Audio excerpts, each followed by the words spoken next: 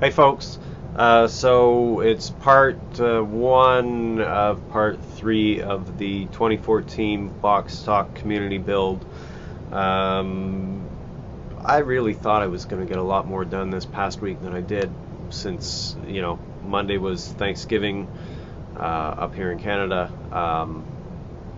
So I had that day off, and then I was working short hours. Supposed to be working short hours this week. But between getting extended a couple of days and having dentist and stuff the other couple of days, I really didn't get too much done this week. But since it's October and Halloween is coming too, I spent a lot of time masking. Ha! How you like that for a pun? So I'm getting the interior ready for. As I said, for the chrome parts, I'm going with the alclad. So that's a lot of masking just to do the window cranks and part of the, well, there's like 3 detail bits on the inside of the tub that need to be painted chrome. So that's that.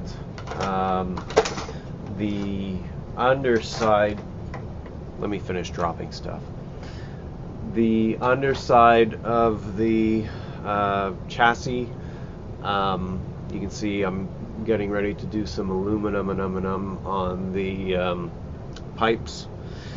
I looked online at some real 57 Chevys, and some of them, the guys have done the underside the same as the body color.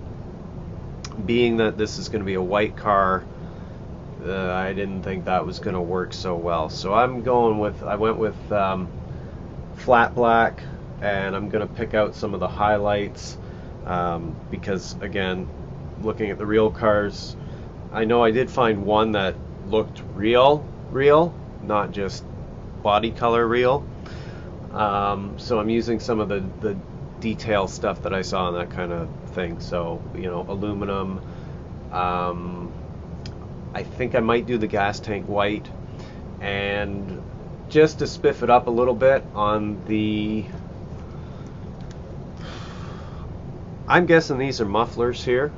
Sorry, let me put it where you can see it and not just me.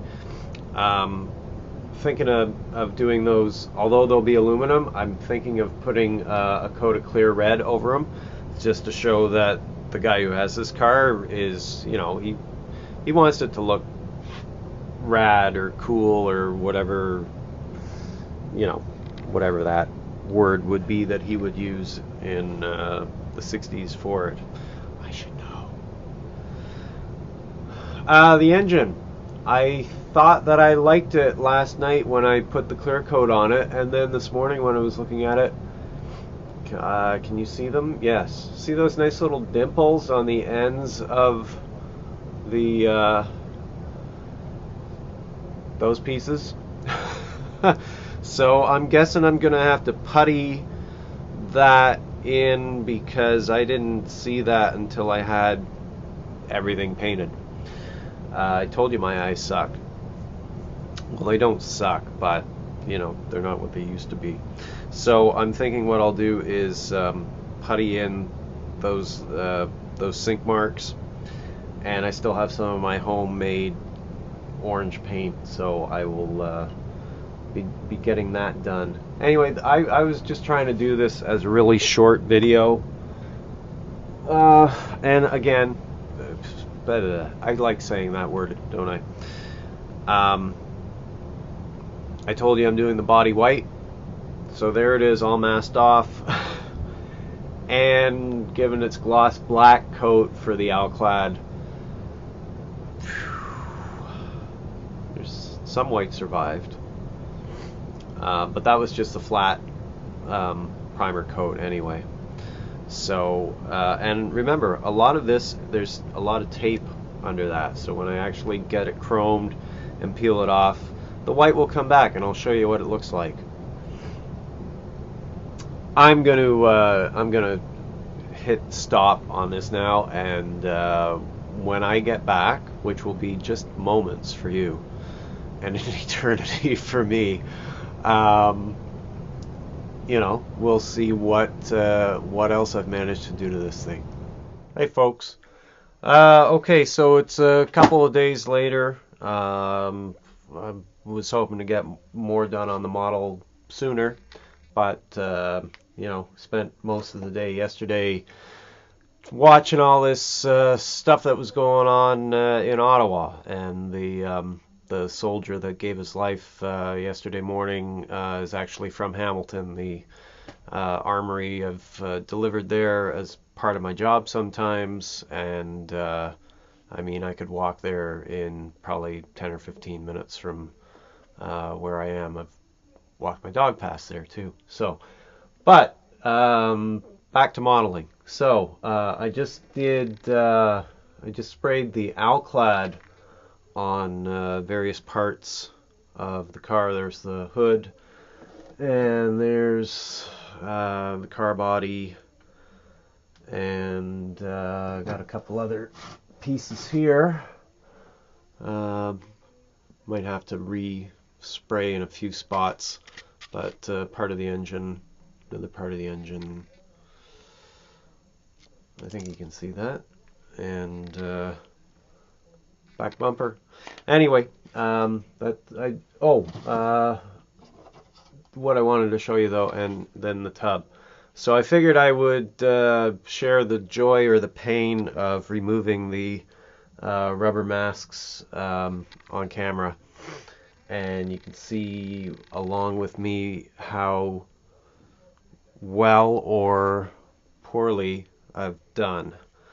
So just need to, can we see this? Hang on.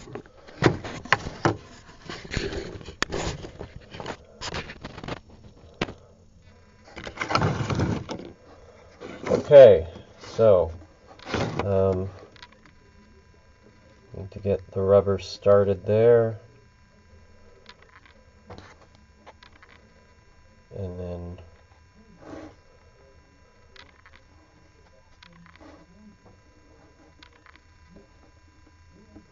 I'm just trying to take the rubber off without pressing too deep here into the paint, and taking the paint off with it, the base coat.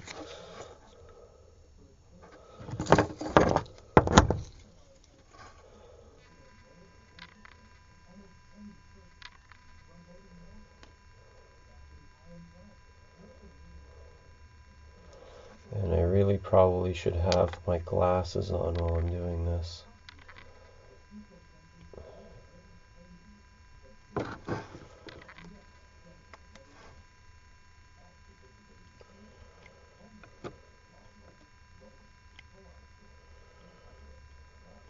Okay, well, this is getting to be a little too difficult for me to do on camera, on the hood anyway. Let me try it on the interior tub. I know I'm going to have to remask part of this anyway, because it turns out that these, can't see it with the knife in the way, these armrest areas in the back, they're supposed to be the accent color, but I didn't notice that when I was masking it originally, so I'm gonna have to go back and remask that and make them red, because right now they're black. But you can see how the rubber just peels off there. Sorry if if I'm showing you guys a whole bunch of stuff that you already know. I'm not trying to do that. I'm just, for people who haven't used the rubber masks, I'm just trying to give them an idea of what is involved and what it's like.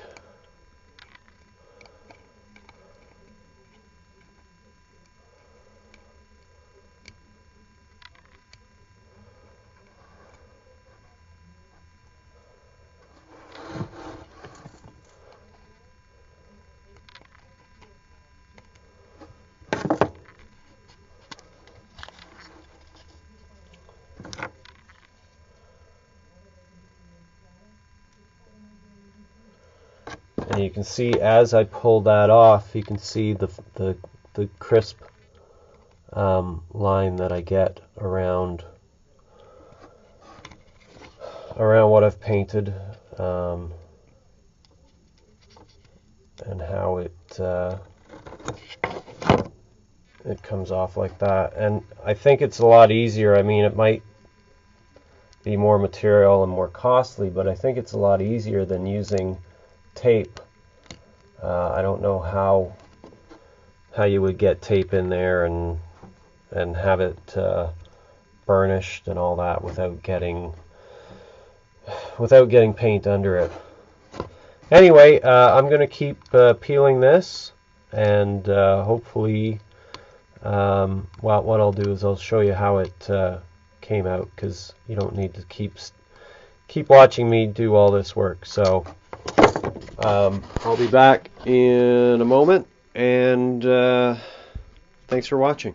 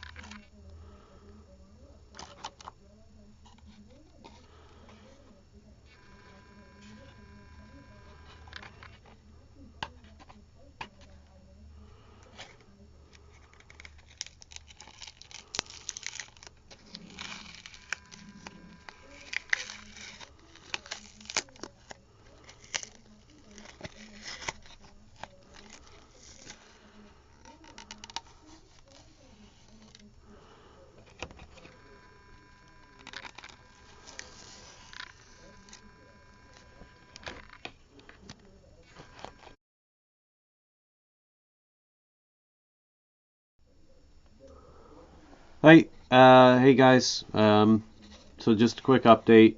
You can see I'm peeling off where the rubber is. It's been on there for a while, so like a good week. So that might be part of the reason why I'm having trouble peeling it off. The other thing too, you can see I've got a few spots to clean up. I think this is where my rubber and my tape met, and I believe that is the difference between where I get the rubber. It gives me a nice crisp line, because I mean obviously it goes on wet, so when it dries it is adhering right along wherever you put it on the plastic, versus the tape, which can lift up at the edges. And so I think I've got a couple of spots here where, you know, I had paint creep under the tape, and in the spot between where I stopped painting rubber and where the tape was. So I've got a little bit of cleanup to do there. It looks like I've missed part of the chrome here, because that should be chrome on top, and obviously it isn't, so I'm gonna have to redo part of the chrome. But I'm going to keep cleaning this up, and I'll show you how it looks once I've got the rest of the rubber off.